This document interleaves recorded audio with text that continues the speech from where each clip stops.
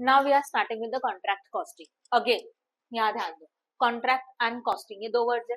Costing का meaning clear है सबको। Cost means a total cost which is required for the particular production. कुछ भी प्रोडक्शन करेंगे इसका जो टोटल खर्चा होता है and that total expenses is known as a cost. ठीक है ना। अब कॉन्ट्रैक्ट कॉस्टिंग में क्या होगा आपको पता है, कंस्ट्रक्शन साइट होता है बराबर ना, तो उसका अकाउंट आप कैसे प्रिपेयर करोगे ना वो आप इसमें सीखेंगे, that is a contract costing. In a contract costing some terms are there, पहले उसका मीनिंग देखेंगे। कॉन्ट्रैक्ट कॉस्टिंग में होता क्या है ना, is a one type of job costing. इसको क्या बोला जाता है, वन टाइप का जॉब कॉस्टिंग, जहाँ पे कॉन्ट्रैक्टर हमारे लिए काम करेगा, हमारा जो जॉब हम लोगों ने उसको ऑफर किया है। आपको पता है the person who offers the contract मतलब क्या, समझो मिस्टर ए है, उसके घर का कंस्ट्रक्शन करना है। मिस्टर ए ने अपने घर का कंस्ट्रक्शन करने के लिए मिस्टर बी को दे दिया, तो मिस्टर बी कॉन्ट्रैक्टर है and the person who offers the construction work, that person is known as a contractee. क्या बोला जाता है उसको, कॉन्ट्रैक्टी। तो यहाँ पे कॉन्ट्रैक्टर क्या कर रहा है, एक अपना जॉब कंप्लीट करके दे रहा है, तो this is a one type of job costing. ये क्लियर हो गया। तो कॉन्ट्रैक्ट कॉस्टिंग में होता क्या है, is adopted for those business undertaking the definite contract which takes a long period of time to complete. मतलब ऑब्वियसली ना, जरूरी है क्या, कोई भी कॉन्ट्रैक्ट अगर आप काम कर रहे हो तो it is not necessary that कि it is a completed within 1 year. आप गारंटी लेते हो, अगर आपने किसी साइट का कंस्ट्रक्शन शुरू किया, जैसे कि बिल्डिंग है, हाउस प्रॉपर्टीज है, बड़े बड़े मॉल्स है, इनका जब आप कंस्ट्रक्शन स्टार्ट करते हो तो इसका कोई गारंटी नहीं है कि 1 साल के अंदर खत्म हो जाएगा। होता है क्या, नहीं होता। तो नॉर्मली कॉन्ट्रैक्ट कॉस्टिंग में उसी का कॉस्ट हम लोग फाइंड आउट करने वाले हैं जिनका कॉन्ट्रैक्ट का जो कंस्ट्रक्शन पीरियड है वो लॉन्ग पीरियड है। नॉर्मली इसी टाइप के सम्स होते हैं, ठीक है ना। ओके, समझ में आया। तो यहाँ पे we can say that contract means agreement between the two person. Contract मतलब क्या होता है, कॉन्ट्रैक्ट, ये देखो ये मतलब क्या होता है, contract is agreement between the two person. Okay, दो पर्सन के बीच में एग्रीमेंट है, उसमें क्लियरली लिखा रहेगा particular person completes the work on behalf of other. मतलब यहाँ पे जो मैंने एग्जांपल दिया था, जैसे कि मिस्टर ए है, मिस्टर ए ने वर्क ऑफर किया किसको, मिस्टर बी को। कंस्ट्रक्शन करने का काम कौन कर रहा है, मिस्टर बी, तो इसको क्या बोला जाएगा, कॉन्ट्रैक्टर। क्या बोला जाएगा, कॉन्ट्रैक्टर। आपको ये कॉमनली पता है, जो काम करता है उसको क्या बोलते हैं, कॉन्ट्रैक्टर। और जो काम ऑफर करता है, इसका काम कर का कंस्ट्रक्शन चालू है ना, तो इसको क्या बोलते हैं, कॉन्ट्रैक्टी। क्लियर हो गया। तो इन दोनों के बीच में एक एग्रीमेंट बनता है ना, that agreement is known as a what, contract. Point clear हो गया। ओके, अब देखो जब इसने इसको काम ऑफर किया तो ऑब्वियसली एक प्राइस डिसाइडेड हो चुका है। ओके, जैसे कि मिस्टर ए का हाउस प्रॉपर्टी का कंस्ट्रक्शन मिस्टर बी करने को रेडी है 10 lakhs में, तो जो 10 लाख का जो प्राइस डिसाइडेड हुआ वर्क वर्क का, that price is known as a contract price. उसको क्या बोला जाता है, कॉन्ट्रैक्ट प्राइस बोला जाता है। इसका मतलब जब मिस्टर बी अपना पूरा काम कंप्लीट करेगा तो मिस्टर ए से उसको कितने मिलने वाले हैं, मतलब टोटल 10 लाख मिलने वाले, तो that is known as a contract price. यहाँ तक क्लियर है। ओके, अब हम लोग कुछ टर्म्स देखेंगे। सबसे पहले मटेरियल कंस्ट्रक्शन के लिए, अभी हम लोग देखो जब हम लोग सम सॉल्व करेंगे या तो जब भी हम लोग कॉन्ट्रैक्ट कॉस्टिंग के क्वेश्चन सॉल्व करेंगे, तो this is a solve from the point of view of the contractor. किसके पॉइंट ऑफ व्यू से सॉल्व करना है, कॉन्ट्रैक्टर। मतलब कॉन्ट्रैक्टर अगर कोई पर्टिकुलर साइट कंस्ट्रक्शन कर रहा है तो उसके लिए कितने एक्सपेंसेस है, उसके लिए कितने इनकम्स है, और एंड में प्रॉफिट कितना बचा, ये सब कैलकुलेट करने के लिए we have to prepare a contract account. क्या प्रिपेयर करना पड़ता है हम लोगों को, कॉन्ट्रैक्ट अकाउंट। पहले इतना ही समझ लो कि नॉर्मली इसमें आपको क्या प्रिपेयर करना है, not a balance sheet. Balance sheet वाले भी समझे, पर आपके पोर्शन में ये नहीं है फिलहाल के लिए। टीवाई बीकॉम के लिए है बट वो ज्यादा पेपर में नहीं आता। ओके, तो अब भी हम लोग सीखेंगे how you can prepare a contract account. क्या प्रिपेयर करना है हम लोगों को, contract account from the point of view of the what, contractor. तो अभी आपके माइंड में क्लियर होना चाहिए, जो कॉन्ट्रैक्टर काम कर रहा है उसके लिए हम लोगों को कॉन्ट्रैक्ट अकाउंट प्रिपेयर करना है to find out the expenses as well as income as well as profit of that contract. Clear हो गया। ओके, अब होता क्या है, जब भी कंस्ट्रक्शन शुरू करते हैं तो कंस्ट्रक्शन के लिए सबसे पहले मटेरियल चाहिए। तो मटेरियल इज एक्सपेंस और income for the contract expenses. Construction start होगा तो जो भी मटेरियल आप यूज करें, सीमेंट है, सैंड है, जितना भी मटेरियल यूज करें वो एक्सपेंसेस है। तो मटेरियल हमारे लिए एक्सपेंसेस है। ये मटेरियल कहाँ से आता है, एक तो डायरेक्टली शॉप से आता है, that is from stores.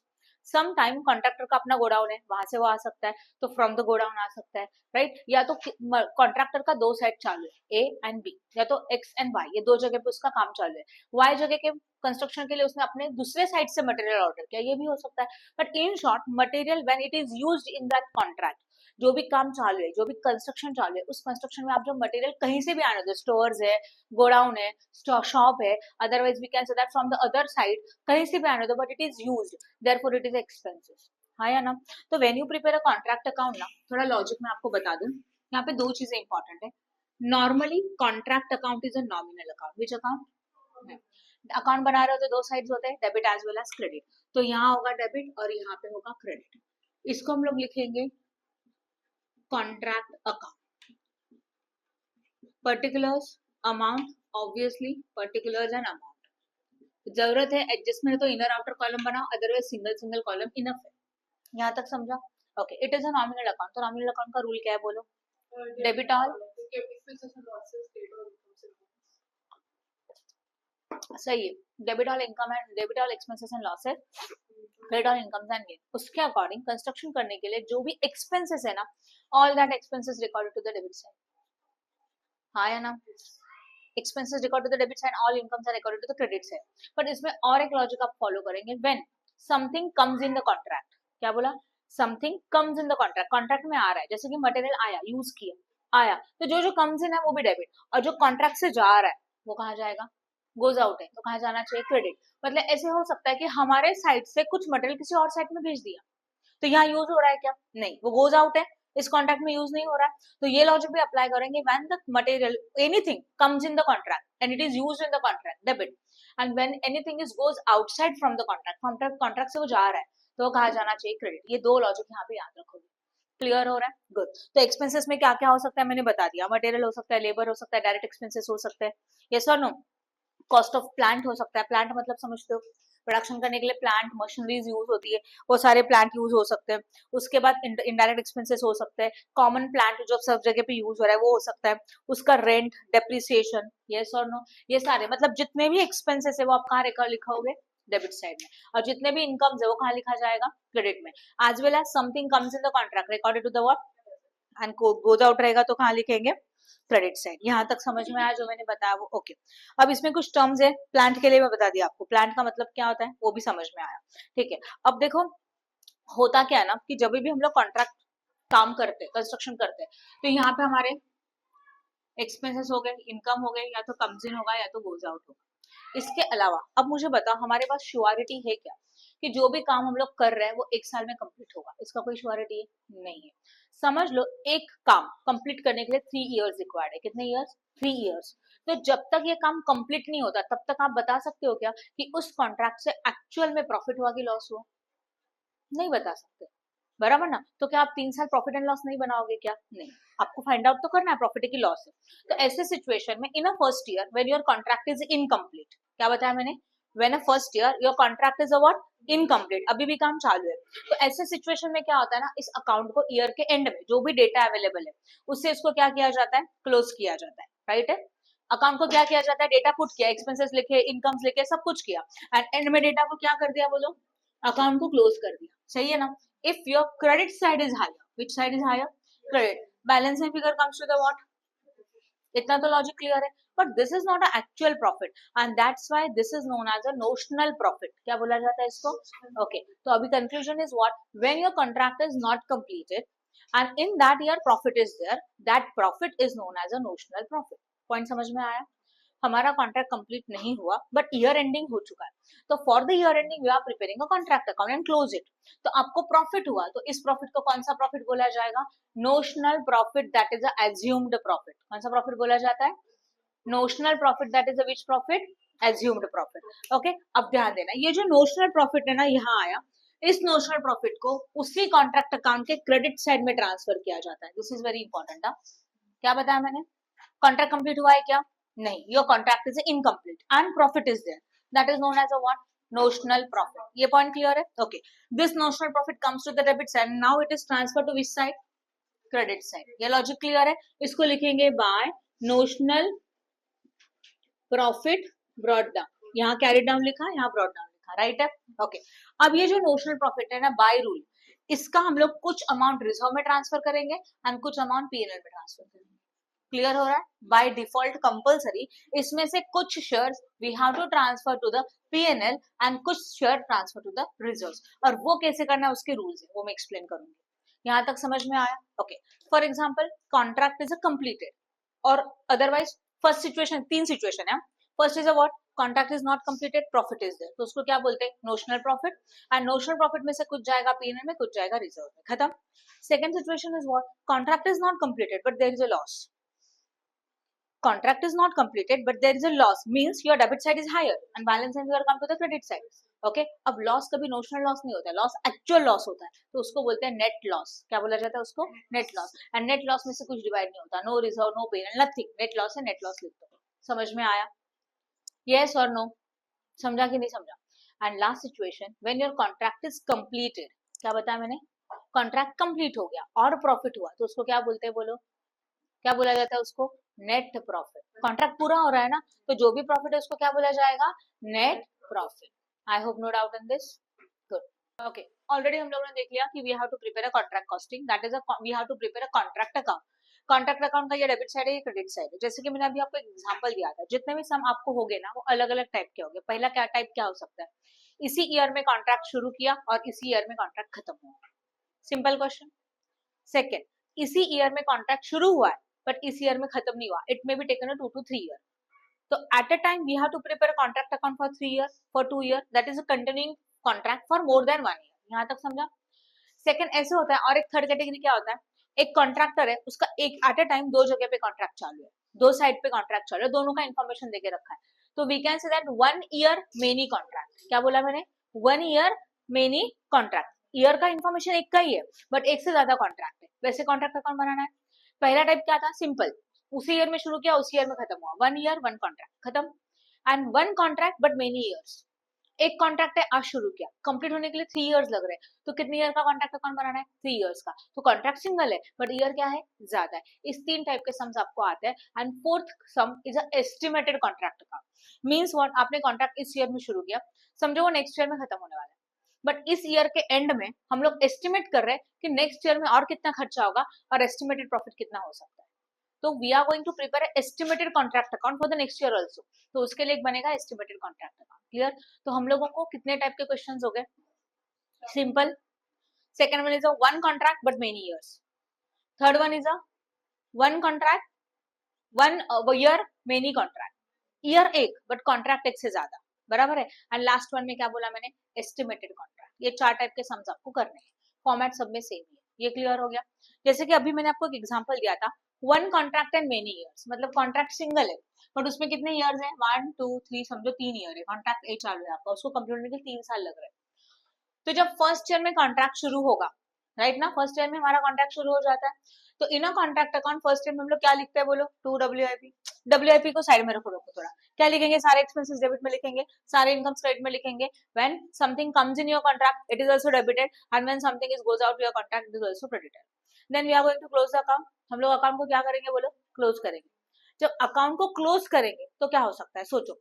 Account को क्लोज करेंगे तो प्रॉफिट मिलेगा बट कॉन्ट्रैक्ट कंप्लीट हो रहा है क्या? नहीं. And when the contract is not completed that is known as which profit? Notional profit. अभी मैंने बताया था when the contract is not completed then there is a notional profit and by default notional profit में से एक ratio percentage PNL में जाता है और एक रिजर्व में. कितना जाता है उसका रूल्स मैंने यहाँ लिखा है. क्या लिखा है हेडिंग? पहले transfer to PNL. But transfer to PNL करने से पहले आपको ये देखना होगा हम लोगों ने कितने परसेंट का काम कंप्लीट किया, उसके ऊपर ये सब चीजें डिपेंड है. यहाँ तक क्लियर है? बट कुछ इसको स्टार्ट करने से पहले कुछ टर्मिनोलॉजी देखते हैं. देखो होता क्या है ना कि अगर इस ईयर में कॉन्ट्रैक्ट कंप्लीट नहीं हुआ तो ईयर के एंड में क्लोजिंग WIP आता है. WIP का मतलब क्या? काम चालू है. तो अगर समझो ये कॉन्ट्रैक्ट अकाउंट है और इसका फर्स्ट ईयर है, फर्स्ट ईयर में ओपनिंग WIP हो सकता है क्या? सोचो. ओपनिंग मतलब पिछले साल का क्लोजिंग, करंट ईयर का ओपनिंग. ये कॉन्ट्रैक्ट अभी शुरू हुआ तो इसमें ओपनिंग हो सकता है क्या? नहीं हो सकता. समझ में आया? ये कॉन्ट्रैक्ट हम लोगों ने अभी शुरू किया तो इसमें ओपनिंग पॉसिबल नहीं है. तो फर्स्ट ईयर में ओपनिंग पॉसिबल नहीं है बट फर्स्ट ईयर के एंड में क्या बन सकता है? क्लोजिंग. और इस क्लोजिंग में कुछ टर्म्स है, पहले उनका मीनिंग समझते हैं. First term is a what? Work certified. क्या होता है वर्क सर्टिफाइड? बता देती हूँ. At the end of the year ना हर एक कॉन्ट्रैक्टर एक इंजीनियर को अपॉइंट करता है एंड वो इंजीनियर फाइंड आउट करता है कि पूरे साल में कितने वैल्यू का काम कंप्लीट हो चुका है, मतलब अब तक कितना कॉन्ट्रैक्ट कंप्लीट हो चुका है. अभी समझ लो इंजीनियर अपॉइंट किया गया 1st Feb को. कौन से डेट को अपॉइंट किया? 1st Feb. अभी एक दिन में तो नहीं बोल सकता कितना कॉन्ट्रैक्ट कंप्लीट हुआ है करके, और इतना है तो कितने परसेंट का काम कंप्लीट हुआ है, that is percentage of work completed हम लोगों को सोचना है, राइट ना. या तो कितने वैल्यू का काम कंप्लीट हुआ है. उसके लिए इंजीनियर को अपॉइंट किया 1 Feb को और उसने आपका रिपोर्ट, अपना खुद का रिपोर्ट सबमिट किया 20th Feb को. तो मतलब उसको फुल मंथ लगा. उसने मंथ में उसने वैल्यूएशन किया कि उस कॉन्ट्रैक्टर ने कितने वैल्यू का काम कंप्लीट किया और उसका एक सर्टिफिकेट दे दिया, राइट है. तो वी कैन से दैट जितने वैल्यू का काम कंप्लीट हुआ है and which is certified by the architect, that value is known as a work certified. समझा? समझो कॉन्ट्रैक्टर ने बोल दिया 10 लाख में से 5 लाख का काम हो चुका है और उसका सर्टिफिकेट दे दिया कि हाँ 5 lakh work is completed. Now we can say that ये जो 5 लाख का वैल्यू है ना, that is known as a work certified. Clear है? बट ये सर्टिफिकेट आपको कब मिला? 20th Feb. एग्जाम्पल बता दो, अभी 20th फेब के बाद काम स्टॉप करेंगे क्या? नहीं, ईयर एंडिंग क्या है? 31st मार्च है, तो वो एक महीने में भी काम चालू है, पर उसका सर्टिफिकेशन हुआ है क्या? नहीं, तो work is done but not certified by the architect. वो काम हो रहा है कौन से मंथ में? मार्च मंथ में, पर उसका सर्टिफिकेशन नहीं मिला। ओके, तो उस वर्क को बोला जाता है वर्क अनसर्टिफाइड। क्लियर है? तो पॉइंट नंबर 1 क्या था? Work is done and which is certified by the architect, that is known as a work certified. And work is done but which is not certified by the architect, that is known as what? Work uncertified. ये आपको question में दिया रहेगा, आपको ढूंढने का जरूरत नहीं है। क्लियर है? और जितना काम कंप्लीट हुआ है ना, उसके सर्टिफिकेट के ऊपर आपका कॉन्ट्रैक्ट आपको पैसे देगा। We are a contractor. हम लोग कौन है? कॉन्ट्रैक्टर है। काम करते तो सामने वाले पार्टी से पैसा मिलना चाहिए, तो जितना काम कंप्लीट हुआ उसके रेशियो में हम लोगों को कॉन्ट्रैक्टर से पैसा मिलेगा, ये याद रखो। समझा कि नहीं समझा? ओके, अब मुझे बताओ, समझ लो हम लोग कॉन्ट्रैक्टर है और हम लोगों ने 5 लाख का काम कंप्लीट कर दिया। कितने का? 5 लाख। एंड हमारे बीच में कॉन्ट्रैक्टर के बीच में डील हुआ है, 80% का अमाउंट पेड करेंगे। कितना? इसका मतलब जितना काम हुआ उसका 80% ही पैसा मिलेगा। राइट है? तो समझ लो 80% इसका कितना आता है? 4 लाख। इसका मतलब कॉन्ट्रैक्टर ने काम कितना कंप्लीट किया? 5 लाख का काम कंप्लीट किया। सही है, बट 5 लाख का कंप्लीट होने के बाद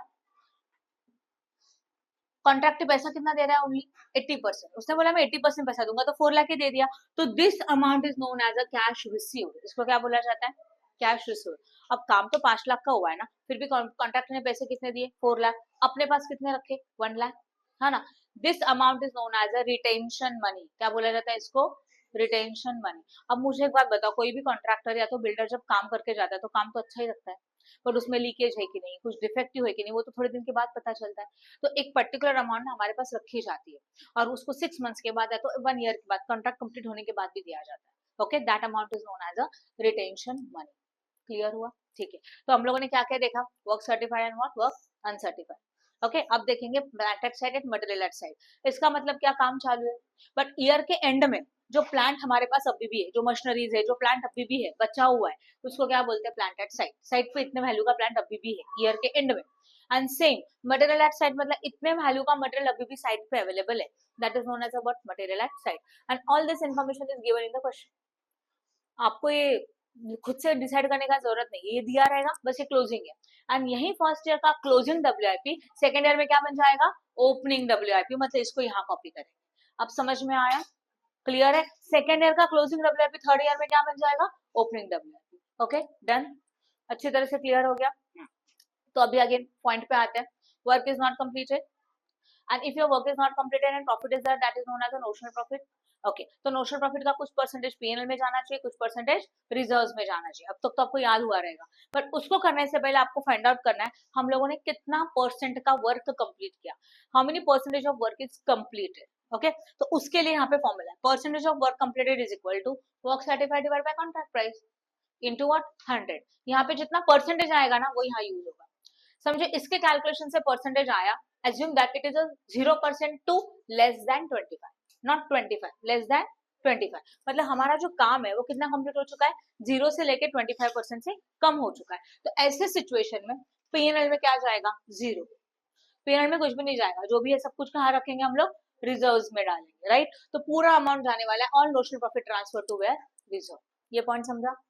now next step is what? If your work is completed 25% to less than 50%। हमारा काम जो है 25% है या तो उससे ज्यादा है, बट 50% से कम है, इसके बीच में परसेंटेज आया, तो आपको सेकेंड रूल अप्लाई करना है। क्या है पीएनएल के लिए?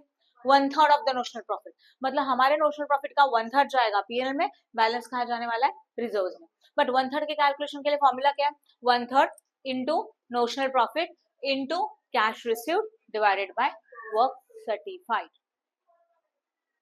हाँ या ना?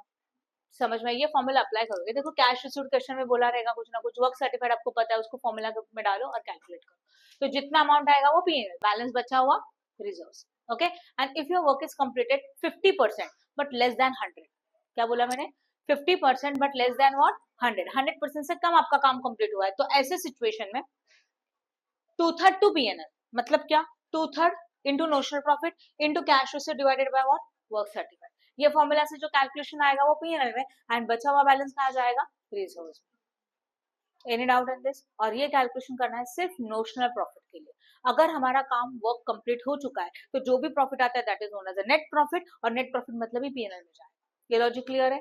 Work is incomplete but loss is there, that is actual loss, that is a net loss, वहां नोशनल लॉस कभी नहीं होता। Then any doubt in this? समझ में अच्छी तरह से? ओके, तो एक्सपेंसेस भी क्लियर हो गए। समटाइम्स हम expenses are there like a sub contract charges. क्या होता है सब कॉन्ट्रैक्ट चार्जेस? समझो बिल्डिंग का कंस्ट्रक्शन का काम चालू है, उसमें इलेक्ट्रिक वर्क होता है, तो हम लोगों ने एक इलेक्ट्रिशियन को बुलाया, पूरे बिल्डिंग का इलेक्ट्रिक का वर्क उसको दे दिया और उसका एक प्राइस डिसाइड किया, तो पूरे कॉन्ट्रैक्ट में एक छोटा सा कॉन्ट्रैक्ट है, वो हमारे लिए एक्सपेंसेस ही है, हम लोग कॉन्ट्रैक्टर के लिए, तो सब कॉन्ट्रैक्ट चार्जेस ऑल्सो एक्सपेंसेस, हाँ या ना?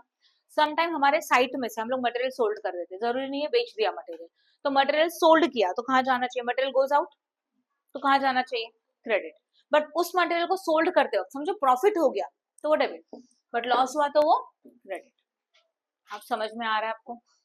क्लियर है? तो ये बेसिक थियोरेटिकल कंसेप्ट था कॉन्ट्रैक्ट अकाउंट का। अब हम लोग इसका सम स्टार्ट करेंगे, बट जो भी क्वेश्चन स्टार्ट करेंगे वहां पे स्टार्टिंग होगा ऐसा सम जहाँ पे 1 year but many contract, 1 year है बट कॉन्ट्रैक्ट क्या है? एक से ज्यादा।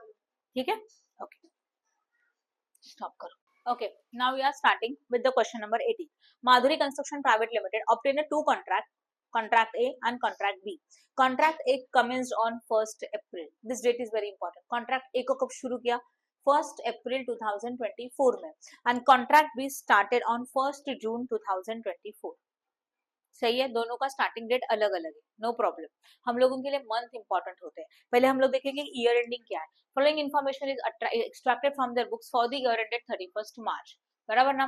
तो अब जरा मुझे बताओ, जो हमारा फर्स्ट कॉन्ट्रैक्ट है वो कब से शुरू किया था? 1st अप्रैल से, और ईयर एंडिंग क्या है? 31st मार्च। तो फर्स्ट कॉन्ट्रैक्ट कितने मंथ्स के लिए है? 12, अप्रैल मई जून जुलाई अगस्त सितंबर अक्टूबर नवंबर दिसंबर जैन फेब मार्च, 12 मंथ्स के लिए। But second contract that is a contract be started from 1st June and year ending is what? 31st मार्च। तो जून जुलाई अगस्त सितंबर अक्टूबर नवंबर दिसंबर जैन फेब मार्च, कितने मंथ्स होते हैं? 10 मंथ्स होते हैं। तो सेकंड कॉन्ट्रैक्ट का पीरियड कितने मंथ्स का है? 10 मंथ्स का। ये आपको पहले क्लिक होना चाहिए। ओके, आपके पास टेक्स्ट बुक है तो कॉन्ट्रैक्ट ए के ऊपर लिख के रखो 12 मंथ, जो कॉलम बना है ना वहां पे, यहाँ कॉलम में, हाँ 12 मंथ, राइट है? हाँ, एंड कॉन्ट्रैक्ट बी के ऊपर लिख के रखो हाउ मेनी मंथ्स? 10 मंथ्स। ठीक है, now material issued, it is expenses. Expenses तो कहाँ रिकॉर्ड होना चाहिए? डेबिट की क्रेडिट? डेबिट, तो लिखो डीआर, डेबिट।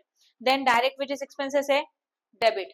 डायरेक्ट एक्सपेंसेस भी एक्सपेंसेस है, debit. Sub contract charges expenses, debit. Architect fees, administrative overhead, electric service and fitting, it is also expenses, debit.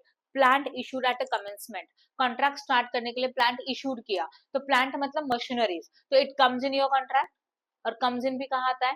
Debit. बोला था ना डेबिट आएगा। देन कॉन्ट्रैक्ट प्राइस, ये कहीं पे भी नहीं आएगा। कॉन्ट्रैक्ट प्राइस मतलब दोनों के बीच में जो एग्रीमेंट का प्राइस डिसाइडेड है ना, that is a contract price, और ये कॉन्ट्रैक्ट अकाउंट में फिलहाल नहीं आता। ये कब आता है मैं बताऊंगी। It is recorded when contract is completed. कब रिकॉर्ड किया जाएगा? When contract is completed. बस आपको इतना पता चला कि कॉन्ट्रैक्ट ए में कॉन्ट्रैक्ट का प्राइस कितना है, चेक करो 25 लाख, एंड कॉन्ट्रैक्ट बी में कॉन्ट्रैक्ट का प्राइस कितना है बोलो? 30 लाख, है कि नहीं है? बाद में दिया वर्क सर्टिफाइड, वर्क सर्टिफाइड कितना है बोलो? वर्क सर्टिफाइड मतलब पता है आपको? 13 लाख है एंड 18 लाख है। Work on certified 30 and 75। Cash receive 10 lakh 40, 16 lakh 20। Cash receive कहीं यूज नहीं होता। अच्छा मुझे बताओ वर्क सर्टिफाइड कितना है? वर्क सर्टिफाइड जरा बताओ। 13 लाख। वर्क सर्टिफाइड का मीनिंग क्या है? Work is certified, work is done and certified by architect, हाँ या ना? एक्चुअली कॉन्ट्रैक्ट प्राइस कितना है ए में? 25 लाख, बट वर्क सर्टिफाइड कितना है? 13 lakh. It means contract is not completed. Okay, ध्यान दो, when contract price and work certified दोनों इक्वल है, इसका मतलब काम खत्म हो चुका है, वर्क कंप्लीटेड है। तो आपको ये याद रखना है कि इन दोनों को ऑब्जर्व करना है। कॉन्ट्रैक्ट प्राइस जितना है उतना ही वर्क सर्टिफाइड हुआ, means work is completed. Okay, but ये दोनों इक्वल नहीं है, मीन्स वर्क इज इनकम्प्लीट, काम अभी भी बाकी है। Same for the contract B. Contract B में कॉन्ट्रैक्ट प्राइस कितना है? 30 लाख है, एंड वर्क सर्टिफाइड कितना है? 18 लाख है। दोनों इक्वल है क्या? नहीं, it means contract is not complete. Done, conclusions clear है। वर्क अनसर्टिफाइड भी देखे रखा है। अच्छा मुझे बताओ वर्क सर्टिफाइड वर्क अनसर्टिफाइड कहाँ जाता है, याद है तुम लोगों को?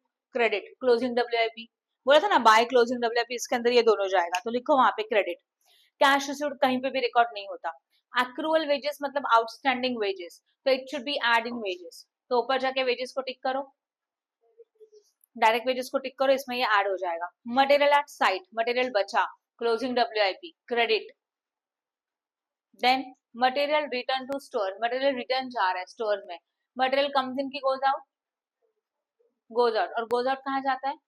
क्रेडिट, तो ये कहाँ जाएगा? Credit. Okay, now come to the adjustment. On 20th October 2024, material costing 5,330 have been transferred to contract A from contract B. एक कॉन्ट्रैक्ट से दूसरे कॉन्ट्रैक्ट में मटेरियल गया, ठीक है, इसका हम लोग पोस्टिंग करेंगे। And provided depreciation 25% per annum and the original cost of plant. Plant के ऊपर 25% का depreciation. You are required to prepare both contract account for the year ended 31st March. इतना ही बोला है कि we have to prepare a contract account. Any doubt in this? Okay, good. Okay, अभी हम लोग स्टार्ट करेंगे पोस्टिंग के साथ। एक्चुअल में देखा जाओगे तो कहीं पे भी ओपनिंग WIP नहीं है, बट फिर भी आप हेडिंग में लिख के रखोगे ओपनिंग WIP, अगर आया तो प्रॉब्लम नहीं होना चाहिए इसके लिए। तो ओपनिंग WIP के लिए हेडिंग क्या आएगा बोलो? टू ओपनिंग WIP, अंडरलाइन करो। उसके अंदर फर्स्ट होना चाहिए work certified, second one is a compulsory work uncertified, then compulsory plant at site and material at site. ये चार हेडिंग लिख के रख दो, जब आएंगे तो लिखेंगे, नहीं आएगा तो डैश करके छोड़ देंगे। ओपनिंग लिखा ना, इससे डेबिट लिखा, क्लोजिंग आता है तो क्रेडिट। ओपनिंग इसमें है नहीं, बट सम टाइम ना ओपनिंग का इन्फॉर्मेशन होता है और बाद में पता चलता है हेडिंग ही नहीं लिखा। इसके लिए ओपनिंग कहाँ जाता है? जैसे ओपनिंग स्टॉक है, कहाँ जाता है? डेबिट। क्लोजिंग स्टॉक रहेगा तो कहाँ जाएगा? क्रेडिट। सेम यहाँ पे भी क्लोजिंग WIP करंट ईयर का नेक्स्ट ईयर के लिए ओपनिंग बनता है, यहाँ नहीं है बट फिर भी रहेगा, तो इसके लिए ऑलरेडी 4 लाइन लिख के रखनी है। समझ में आया? ओके, अब लाइन में पोस्टिंग करेंगे। सबसे पहले मटेरियल इशूड कहाँ जाना चाहिए? डेबिट, तो लिखो टू मटेरियल इशूड। बोलो पहले का अमाउंट 4,25,000, सेकेंड वन, अच्छा नेक्स्ट, नेक्स्ट चलो मटेरियल हो गया। नेक्स्ट डायरेक्ट वेजेस के ऊपर शायद एडजस्टमेंट है। डायरेक्ट वेजेस बोलो, क्या डायरेक्ट वेजेस है? बोलो 2 लाख। नेक्स्ट, हाँ इसके ऊपर आउटस्टैंडिंग है ना, तो लिखेंगे आउटस्टैंडिंग डायरेक्ट वेजेस कितने? नीचे देखो दिया हुआ है, ध्यान दो यहाँ पे 15,000 एंड व्हाट ऐड करने का जरूरत है, उसको ऐसे ही लिख दो। ये समझ में आया? राइट है। नेक्स्ट, फिर उसके बाद बताओ। यस, टू सब कॉन्ट्रैक्ट चार्जेस। बोलो कितना है sub contract charges? 73,350। Next, line में पोस्टिंग कर रहे, कुछ भी नहीं किया, राइट? यस, तो यहीं पे होगा टू डायरेक्ट एक्सपेंसेस कितना? नेक्स्ट, किसी को कुछ डाउट है यहाँ तक समझ में आया? सब कॉन्ट्रैक्ट के बाद क्या है? Architect fees. यस, बताओ कितना? 20। नेक्स्ट, नेक्स्ट,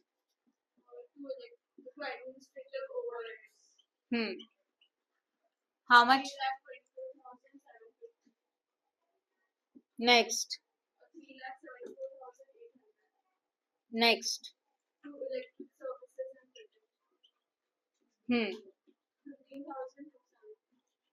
15,000 टू, सब लोग अपने पढ़ाई के ऊपर ध्यान दो। नेक्स्ट, 18,380। नेक्स्ट वन, फिर क्या आएगा? प्लांट इशूड, आया ना, तो वो भी डेबिट में कितना बोलो? प्लांट इशूड पहले में 5 लाख है एंड नेक्स्ट वन बोलो क्या दिया है? प्लांट इशूड के बाद क्या है? Contract price. कॉन्ट्रैक्ट प्राइस कहीं नहीं जाता, इग्नोर करो। वर्क सर्टिफाइड कहाँ जाना चाहिए? क्रेडिट, तो क्रेडिट में ऊपर 3-4 लाइन गैप छोड़ोगे, फिर लिखेंगे बाय क्लोजिंग WIP, ये हेडिंग होना ही चाहिए। उसके अंदर आता है फर्स्ट वन वर्क सर्टिफाइड। बोलो वर्क सर्टिफाइड कितना है? कितना? एंड 18 लाख। यहाँ तक समझ में आया? फिर वर्क कंपल्सरी क्या लिखना चाहिए? अनसर्टिफाइड, बोलो कितना है work uncertified, 30,000 and what next, cash भी नहीं आता कहीं पे भी, छोड़ो उसको, एक्टिव वेजेस हो गया, मटेरियल एट साइट मतलब बचा हुआ मटेरियल, बट उसके पहले एक हेडिंग लिख दो प्लांट एट साइट, जो कि आपको फाइंड आउट करना है, एंड फिर लिखा मटेरियल एट साइट कितना 40 और 70। मुझे बता यहाँ तक किसी को कुछ डाउट है क्या, बोलो, और कुछ एंडिंग का एंट्री है ना, हाँ मटेरियल रिटर्न टू स्टोर्स, यहाँ तक सबको क्लियर है, मटेरियल रिटर्न टू स्टोर ऊपर दिखेंगे बाय मटेरियल, हाँ कितना पहले वाले में, सेकंड में okay, I think in posting no doubt, okay posting के बाद एडजस्टमेंट में जाओ, on 20th October 2024 material costing 5,330 has been transferred to contract A from contract B, मतलब B से कहाँ चला गया A में चला गया, इतना तो क्लियर है, debit the receiver credit the giver वाला रूल अप्लाई करो, who is the receiver, B से A में गया, who is the receiver, A is the receiver, तो जर्नल एंट्री क्या बनेगा देखो, contract A account debit to who is the giver, yes contract B account debit the receiver credit the giver, amount कितना है बताओ 330, 5,330 सही है, पोस्टिंग कैसे करोगे बताओ, कॉन्ट्रैक्ट ए अकाउंट के डेबिट साइड में टू कॉन्ट्रैक्ट बी, डेबिट में ना तो डेबिट में लिखा टू कॉन्ट्रैक्ट बी लिखा, तो बी लिखा है तो अमाउंट ए में जाना चाहिए, समझा मैंने क्या बोला, राइट एंट्री समझा क्या लिखा है, contract A account debit to B, अच्छा कुछ नहीं समझता तो इतना तो क्लियर है कि टू डेबिट में आता है, तो टू वाला पोर्शन क्या है टू कॉन्ट्रैक्ट भी, तो टू कॉन्ट्रैक्ट भी लिखा, बट यहाँ बी है तो उसके अमाउंट अपोजिट कंपनी में जाता है, अपोजिट कॉन्ट्रैक्ट में जाता है, तो ए में जाएगा कितना 5,330, राइट, अब ऊपर वाले पोर्शन में कुछ नहीं मतलब बाय है, तो बाय कहाँ लिखना चाहिए यहाँ, तो बाय कॉन्ट्रैक्ट ए, अमाउंट किसमें लिखना चाहिए फिर बी, हो गया पोस्टिंग, क्लियर है, ओके आगे देखो क्या बोला है, depreciation is provided 25% on the original cost of plant, now there is a depreciation plant के ऊपर 25%, ध्यान दो depreciation at the rate of what 25%, board पे ध्यान देना, सबसे पहले होता है कॉस्ट, कॉस्ट में से डेप्रिसिएशन माइनस करेंगे तो वैल्यू को क्या बोला जाता है, बोलो, नहीं नहीं नहीं नहीं, कॉस्ट में से डेप्रिसिएशन को माइनस करेंगे तो जो वैल्यू आता है that is known as what, उसको कुछ वर्ड यूज करते हैं, बोल, कॉस्ट में से डेप्रिसिएशन माइनस करेंगे तो remaining value is known as WDV, written down value, याद आया, हाँ ओके, तो इसको क्या लिखेंगे WDV, but now in this chapter WDV को बोला जाएगा प्लांट एट साइट, क्या बोला जाएगा रिमेनिंग वैल्यू ना, तो plant at the starting of the year ये प्लांट आपने इंस्टॉल किया 5 लाख एंड 6 लाख का, पूरा ईयर उसको यूज किया तो क्या चार्ज होता है डेप्रिसिएशन, एंड एंडिंग में वैल्यू कितना बचा that is a plant at site, तो यहाँ पे WDV के बदले में वर्ड क्या यूज करेंगे बोलो प्लांट एट साइट, तो हम लोगों को यहाँ से क्या मिलेगा प्लांट एट साइट, इतना तो क्लियर है, अब कॉन्ट्रैक्ट ए के लिए, कॉन्ट्रैक्ट ए का कॉस्ट कितना है बोलो प्लांट का 5 लाख, यहाँ तक तो समझ में आया, बोर्ड पे ध्यान दो, now depreciation at the rate of 25% on 5 lakh, yes और नो, और ये कौन से कॉन्ट्रैक्ट के लिए ए के लिए, तो ध्यान दो 5 लाख उसके ऊपर कितना परसेंट, हाँ अभी इंपॉर्टेंट है आपने ये कॉन्ट्रैक्ट कब स्टार्ट किया था चेक करो, अप्रैल से लेकर मार्च तक कितने मंथ बनते हैं 12, तो ये मशीनरी ये प्लांट अपने फुल ईयर के लिए यूज किया तो मंथ का जरूरत नहीं है, तो निकालो डायरेक्टली 5 लाख के ऊपर 25%, तो यहाँ पे आएगा 1,25,000, करो माइनस, यस तो फर्स्ट कॉन्ट्रैक्ट का क्या मिला 3,75,000 कॉन्ट्रैक्ट ए का प्लांट एट साइट, अब किसका निकालेंगे बी का, बी में देखो कॉन्ट्रैक्ट का प्राइस कितना है 6 लाख, तो यहाँ पे कॉस्ट लिख देंगे कितना, अब ध्यान दो B depreciation at the rate of again 25% on what, but कब परचेस किया जून से लेके मार्च, कितने मंथ होते हैं 10, यहाँ मंथ यूज होते हैं इसलिए हम लोगों ने पहले ही मंथ कैलकुलेट करके रखे, तो कैसे करेंगे देखो 6 lakh yes into 25% into 10 divided by 12, करो कैलकुलेट प्लीज, जाओ ऊपर बैठो 1,25,000 ना आया, तो यही 1,25,000 यहाँ होगा 6 lakhs minus 1,25,000 और हम लोगों के लिए क्या चाहिए? प्लांट एट साइट, डेप्रिसिएशन का इफेक्ट कहीं नहीं जाएगा। तो फर्स्ट मशीनरी का फर्स्ट कॉन्ट्रैक्ट का प्लांट एट साइट है 3,75,000 और यहाँ पे है 4,75,000। बताओ मुझे, ये समझा आपको? How you can find out the plant at site? Shruti कळला? समझा? देखो हम लोगों ने सारा इफेक्ट दे दिया, कुछ बचा है क्या? Contract price and cash issue छोड़ के सब कुछ लिखा है, चेक कर लो, कुछ भी नहीं छोड़ा। ना क्लोज द काम। बट यहाँ पे contract A and contract B दोनों अलग अलग है, इनका एक दूसरे के साथ कोई कनेक्शन नहीं है। तो पहले आप क्लोज करेंगे कॉन्ट्रैक्ट ए को।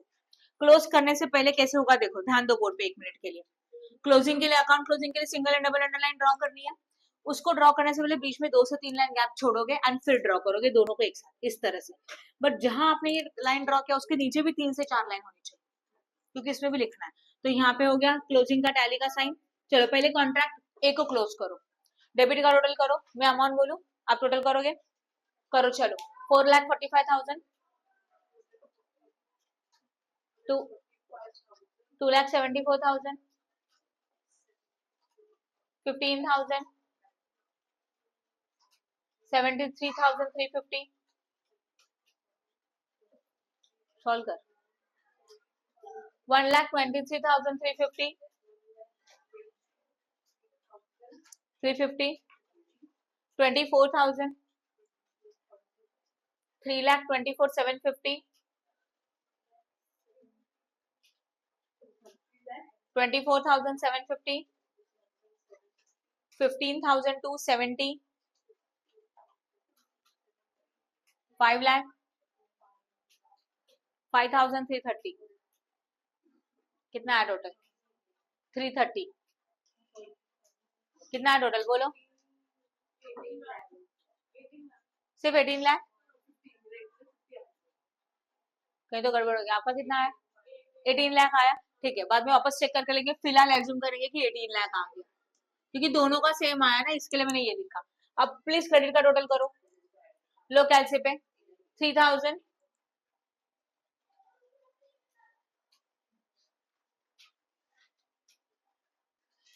13 lakh, 30,000, 3,75,000 and 40,000, 17 lakh.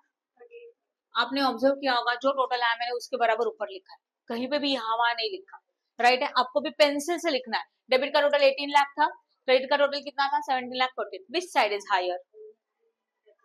Debit side is higher. अब डेबिट साइड ज्यादा है, इसका मतलब हायर वाला अमाउंट दोनों साइड में लिखोगे, तो हायर में कितना आएगा? यहाँ पे 18 लाख और यहाँ पे भी कितना? अभी 18 लाख में से वो 17 लाख 48 माइनस करो, 52,000। कौन सा साइड में आया? क्रेडिट साइड में। अगर हमारा डेबिट साइड ज्यादा है मतलब एक्सपेंसेस ज्यादा है, एक्सपेंस ज्यादा है इनकम कम है मतलब हमारे लिए लॉस है। तो लॉस को कौन सा लॉस बोला था? नेट लॉस की notional loss? Net loss. Actual loss को ही नेट लॉस बोलते हैं, बराबर है? तो यहाँ पे लिखेंगे ऊपर क्लोजिंग के ऊपर 52,000 and this is known as a by net loss account. बस खत्म। नोशनल लॉस कभी नहीं होता, नोशनल प्रॉफिट होता है। अगर बैलेंसिंग फिगर डेबिट में आया तो नोशनल प्रॉफिट रहेगा and contract is not complete. Clear है? समझा अच्छी तरह से? कर लो। ओके, नाउ देखो फर्स्ट कॉन्ट्रैक्ट क्लोज किया, कॉन्ट्रैक्ट ए का बी के साथ कोई कनेक्शन है क्या? नहीं है। एंड जो एक्चुअल नेट लॉस है वो डिवाइड नहीं होता, तो यहीं पे ये खत्म। अब बी को क्लोज करो, चलो बी का टोटल करो, अमाउंट बता रही हूँ मैं, लो 4,95,000, 3,23,500, 18,000, 45,470, 94,750, 35,000, 3,74,800, 18,380, 6 लाख। क्या है डेबिट का टोटल बोलो? कितना आया? हाँ 20 लाख डेबिट का आया। क्रेडिट का करो चलो, 10,000, 5,330, 330, 18 लाख, 75,000, 4,75,000 and 70,000, 70, 24,30,300 अब देखो which side is higher, credit side ज्यादा है तो क्रेडिट कंट्रोल दोनों साइड में लिखो 24,35,330 एंड अगेन 24,35,330 इसमें से माइनस करो debit,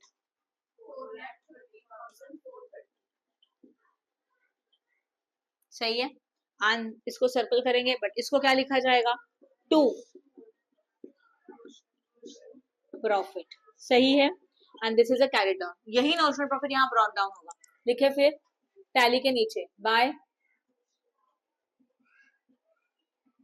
what brought down, amount कौन से कॉलम में लिखे फर्स्ट की सेकंड, सेकंड क्यों सेकंड का है ना ये, बच्चे बाय मिस्टेक में यहाँ लिख के रखते हैं, ये होने वाली मिस्टेक से क्योंकि वो समझ में इतना क्लियर नहीं होता कि ये तो सेकंड कॉलम का है तो सेकंड कॉलम में ही जाना चाहिए 4,30,430, अब इसमें का बाय डिफॉल्ट कहाँ जाता है थोड़ा सा पोर्शन पीएनएल और दूसरा कहाँ एंड देन अगेन टोटल, हाँ या ना, देखो टोटल यहाँ नहीं यहाँ होनी चाहिए, सही है ना, ओके टोटल में ऑब्वियसली कितना आएगा 4,30,430, 4,30,430, अब इंपॉर्टेंट है इनमें से रिजर्व में कितना पीएनएल में कितना, पहला step percentage of work completed, पहला स्टेप यही चाहिए, कैसे निकालते हैं फॉर्मूला मैंने बोला था work certified divided by contract price into 100. What is your work certified for the contract B, not A? 18 lakh. And what is the contract price?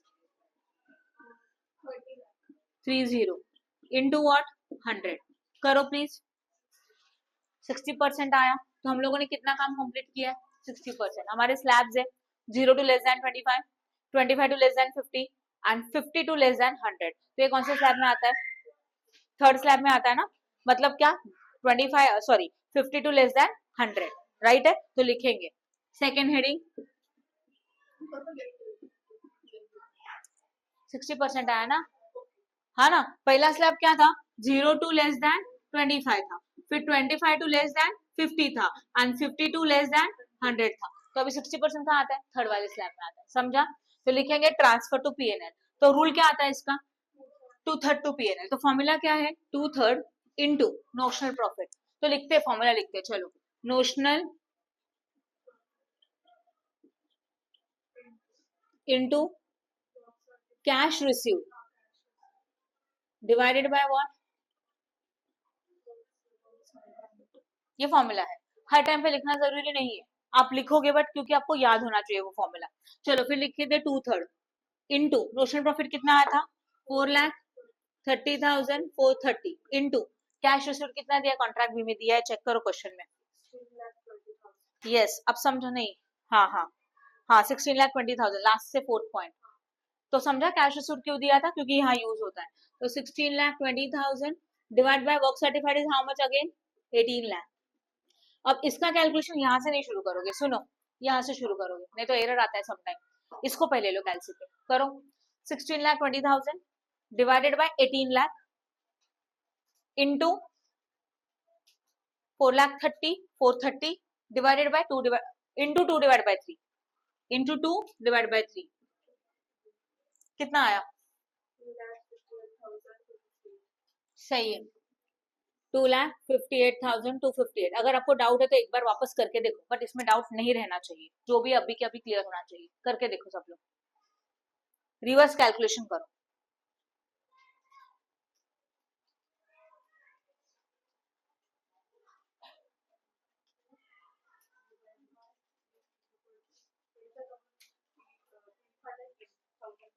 $2,58,250 समझ में आया, अब ये क्या लिखा था ऊपर ट्रांसफर टू व्हाट पीएनएल, तो ये वाला अमाउंट पीएनएल के सामने होगा सेकंड कॉलम में बी कॉन्ट्रैक्ट में 2,58,258, अब इसमें से ये माइनस करो बैलेंस ट्रांसफर टू रिजर्व,